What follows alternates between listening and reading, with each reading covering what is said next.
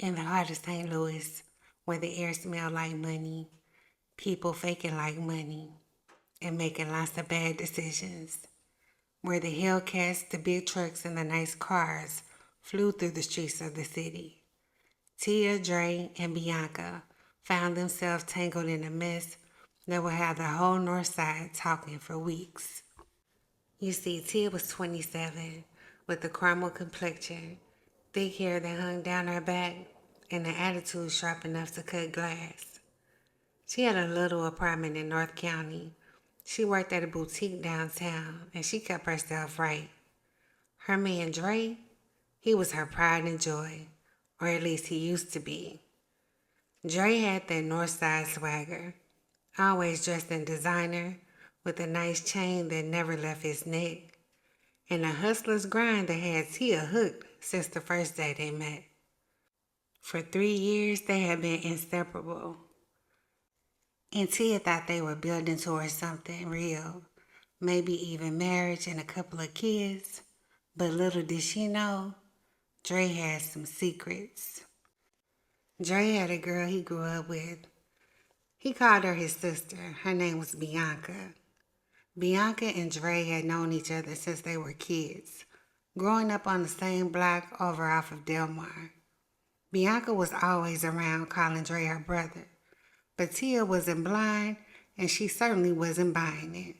She saw the way Bianca's eyes lingered on Dre's lips when he talked, the way she found excuses to touch his arm or laugh a little bit too hard at his corny-ass jokes. Bianca had a reputation too. She had a body and she was built like an Instagram model. And she also had a mouth that could sweet talk any man she wanted into being hers and buying her almost anything she asked for. But things all came to a head at a kickback on one humid Friday night. Dre and Tia walked into the basement party together, both of them looking fly and like the perfect couple. They weren't there long before Bianca made her entrance. She wore some tight jeans, a crop top, and red stiletto heels. Her hair was freshly done, and that lace was melted. She looked around and locked eyes with Dre from across the room, smirking like she already owned him. Tia leaned over to Dre. You see her? I mean, why does she always have to show everything? Looking like she came here to take somebody's man. Dre stared for a second and chuckled and brushed it off. Tia, you tripping. She's just Bianca. But Tia knew better. The night went on, and Tia kept catching Bianca and Dre in little moments. Bianca whispering in his ear, Dre laughing a little too hard, their shoulders brushing as if they couldn't help it. They were supposed to be like brother and sister, but the chemistry they had gave pure passion. By the time Dre and Tia got home, she was fuming. They walked in the door, and Tia said, You think I'm stupid, Dre? She slammed the door behind her. What are you talking about now, Dre asked. He was acting clueless. That girl, Bianca, she was all over you, and you just let it happen, grinning and skinning all up in her face. You got me messed up, Dre. Tia, you paranoid. That's just Bianca. She ain't mean nothing by it. Baby, we just grew up together. She's been that way all her life. But Tia's gut and her intuition told her there was more to this story. A few nights later, Dre was in the shower when Tia's curiosity got the better of her. She grabbed his phone off the nightstand. She already knew his code. She went straight to the text messages and scrolled. Her heart sank, and she read the text thread between him and Bianca.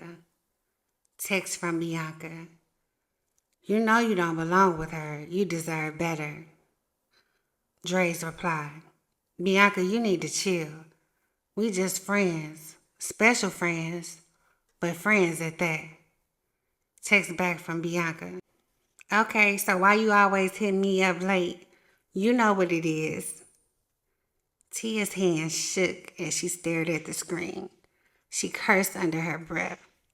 She couldn't believe this ninja was entertaining Bianca in that way. When Dre came out the bathroom with the towel barely hanging on, she was waiting. "So this what we doing now?" she said, holding up the phone. Dre froze. "Tia, it ain't even like that."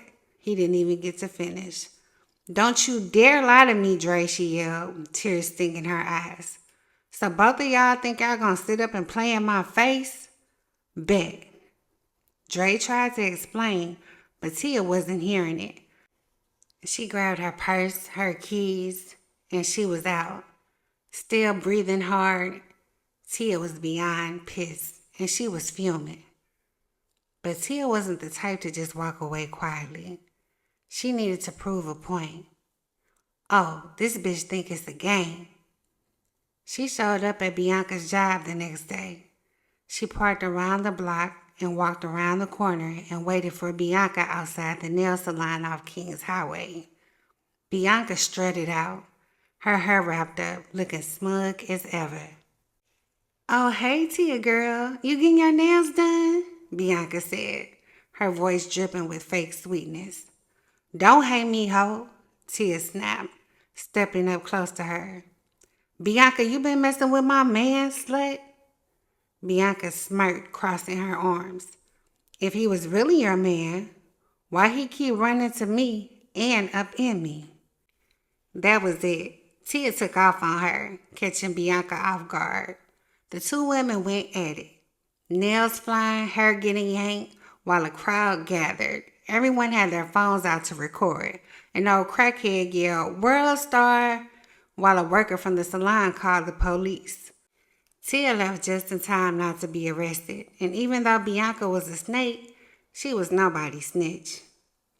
Dre didn't get off any easier either. Tia's people never liked Dre. They caught him slipping at the club shell and beat the brakes off him. The lot was crowded that night, so everyone saw, and soon it was all over Facebook. Dre was embarrassed, but he didn't even think about seeking revenge because of who Tia's people were. Dre tried to smooth things over with both women, but Tia was done. She packed up his stuff and left it on the curb outside her apartment. Bianca got what she wanted for a little while. She had Dre all to herself, although she thought, but Dre's wandering eye, it didn't stop with her. By the end of it all, Tia realized she deserved better. She started focusing on herself, cutting off the drama and leveling up her life. She got a new job, bought a house, and even got a new man. Meanwhile, Dre and Bianca became just another messy chapter in the Northside's endless love stories, with everybody still whispering about the fight at the nail salon and Dre getting his ass handed to him at the gas station. Love triangles sure are messy, but then again, so is my city, St. Louis.